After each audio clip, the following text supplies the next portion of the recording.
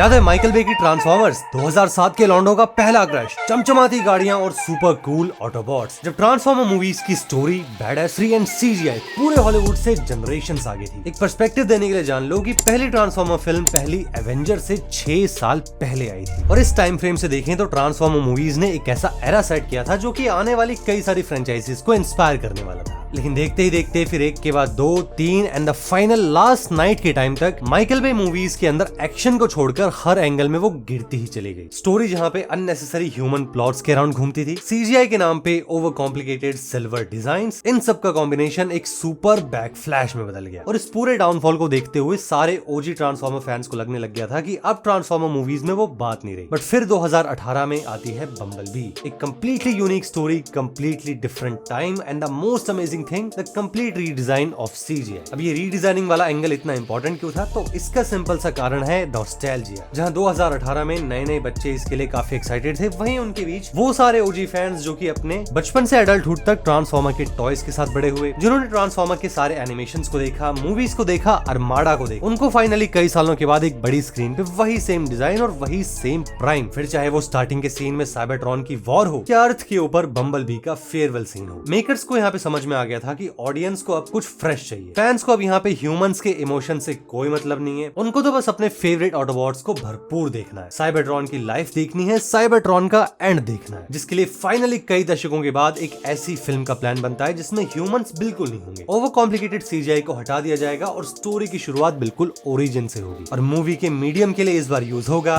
Animation. लेकिन इतनी बड़ी फिल्म, लाखों करोड़ों फैंस, इन सबको हैंडल करने के लिए किसी ग्रेट माइंड की जरूरत थी। और काफी खोजबीन के बाद वो ग्रेट माइंड निकला मिस्टर जॉश कूली का, जो पिक्सार के एक बहुत ही बड़े पुराने एनिमेटर हैं, टॉय स्टोरी 4 के डायरेक्टर हैं, एन अकेडमी अवार्ड विनर हैं। But although coming from a very amazing background, coolie के लिए ट्रांसफॉर्मर 1 एक बहुत ही बड़ा चैलेंज थी, क्योंकि सबसे पहले और सबसे मेन दो चीजें। पहले तो इस फिल्म में कोई ह्यूमंस नहीं है, तो पुराने फैंस के साथ साथ नई ऑडियंस को भी एक ऐसी कहानी देना जिसमें ये सारे ट्रांसफॉर्मर जिंदा फील हो, रिलेटेबल लगे, लोग इनसे कनेक्ट कर जाएं। बट इसी में दूसरी प्रॉब्लम ये थी कि Decepticons and Autobots, specially Megatron and Optimus के ओरिजिन को दिखाना, जहाँ पे ये दोनों शुरुआत में दोस्त से बढ़कर भाई थे। इन दोनों के ओरिजिन को स्टोरी के अंदर ऐसे बिल्ड करना कि जब ये एंड में एक दूसरे से बिखरें तो देखने वाली ऑडियंस को सच में ट्रेजिक फील हो, जिसका फाइनल सोल्यूशन ये निकला कि स्टोरी के ओरिजिन को पहले पॉइंट से ही चैलेंजिंग बनाते हैं। सिवाय इसके कि कोई नरेशन चले या फिर कोई फ्लैशबैक दिखे, ऑप्टिमस एंड मेगाट्रॉन एक साथ साइबरट्रॉन के पास्ट को एक्सपीरियंस करेंगे, सेम लेवल ऑफ क्लास से निकल कर आएंगे और अपने उसी क्लास में रहकर डिस्क्रिमिनेशन के अगेंस्ट दो अलग अलग ओपिनियन बनाएंगे, जिससे फाइनली शुरुआत होगी द ग्रेट वॉर की। लेकिन जैसा कि हर बार होता आया है, ट्रांसफॉर्मर मूवीज को लोग जितना स्टोरी के लिए देखते हैं उतनी ही एक्सपेक्टेशन उनकी विजुअल से भी होती है। और जॉश ने भी ये एडमिट किया कि इससे पहले वाली ट्रांसफॉर्मर मूवीज में हाइपर रियलिज्म एक ऐसा रीजन था जिसकी वजह से उस वक्त के डिजाइन्स, उस वक्त के ट्रांसफॉर्मर्स को टॉयज के जैसा या फिर एनिमेशन के स्टाइल के जैसा नहीं बनाया जा सकता था। और माइकल बे मूवीज पॉसिबल ही तब हो पाती जब उनके रोबोट्स टेक्निकल होते। लेकिन जॉश के केस में ना अपर हैंड यहाँ पे ये था कि इनका मीडियम है एनिमेशन। और एनिमेशन, जैसे कि मैं हमेशा से कहता आया हूँ कि एक ऐसा मीडियम है जिसमें लिमिटेशन कोई नहीं है। तो कितने भी कलर्स का यूज करो,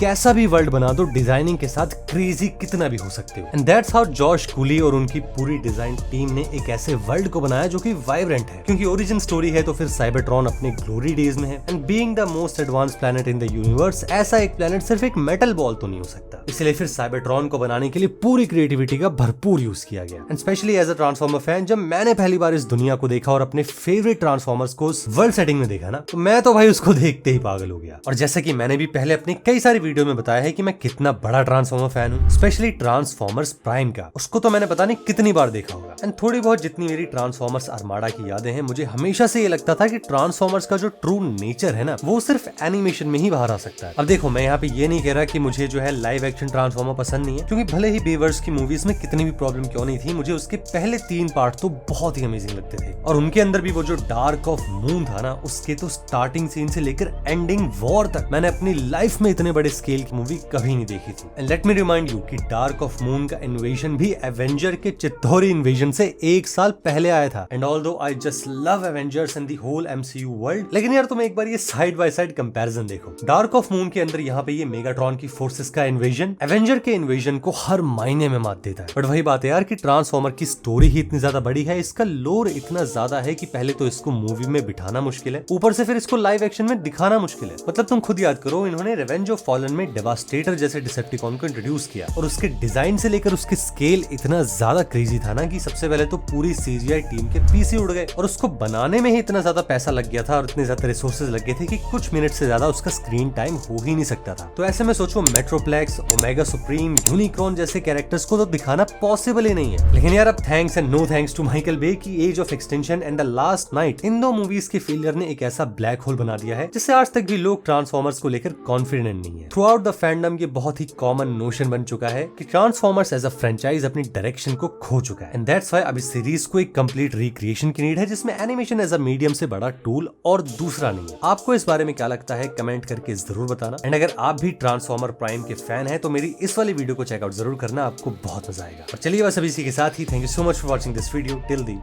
एंड।